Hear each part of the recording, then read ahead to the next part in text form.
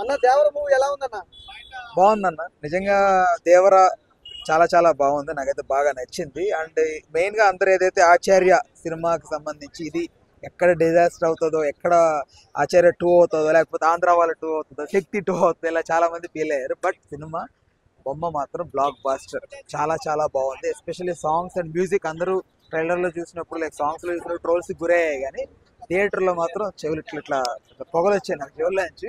అట్లా కొట్టాడు BGM. Especially ఆయుధ పూజ song కానీ, అది మాత్రం అక్కడ వచ్చే బీజిఎం కానీ నెక్స్ట్ లెవెల్ ఉంది. అండ్ సముద్రంలో ఒక సీక్వెన్స్ ఉంటుంది షార్క్ దగ్గర, ఛత్రపతి సీన్ ని అది పోలింది అన్నారు కదా, అది మర్చిపోతారు ఇది చూస్తే.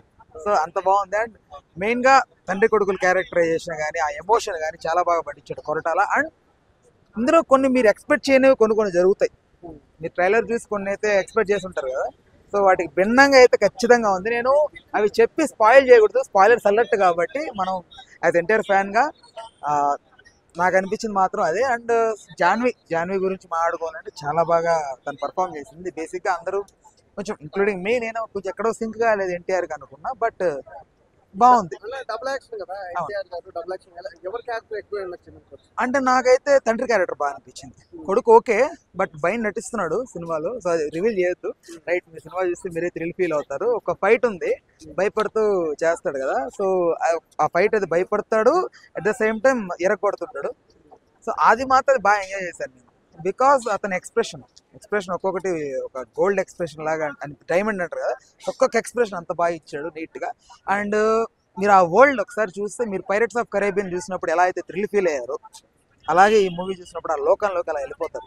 మెయిన్ హైలైట్స్ ఏంటన్న సినిమాలో మీకు? హైలైట్స్ అంటే ఒకటే, స్క్రీన్ ప్లే అయితే చాలా బాగుంది, నాకు బాగా నచ్చింది. ఆ ఎర్ర సముద్రం అనేది ఏదైతే ఉందో దాన్ని బాగా ఎలివేట్ చేసి చూపించారు. సో దానికి ఒక మంచి ఇంపార్టెన్స్ ఇచ్చారు. అండ్ దీంట్లో కొంతమంది ఉన్నారు కదా, టామ్ చూకి, వీళ్ళందరూ పర్ఫార్మెన్స్లు బాగున్నాయి. అండ్ మెయిన్ గా ఈ సైఫ్ అలీ ఖాన్ది కొంచెం ఎక్కడో ఓకే ఉన్నా, బట్ సైఫ్ అలీ ఖాన్ ని మించి అయితే నటించారు మన తారక్ కన్నా మాత్రం దుమ్ము రేపేశాడు అని అయితే చెప్పుకోవాలి.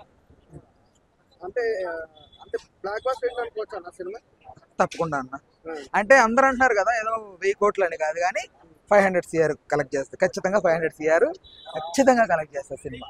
సో అదైతే నా అభిప్రాయం. అండ్ దీని పార్ట్ 2కి మాత్రం ఒక లీడ్ ఇచ్చారు. సో ఎలా ఉంటుంది పార్ట్ 2 అనేది అయితే క్యూరియాసిటీ ఉంది నాకైతే. అండ్ ఐ డెంట్ ఎక్స్పెక్ట్ ఇంత బాగుంటుంది, ఇంత బాగా తీస్తారని కానీ నేనైతే ఎక్స్పెక్ట్ చేయలేదు.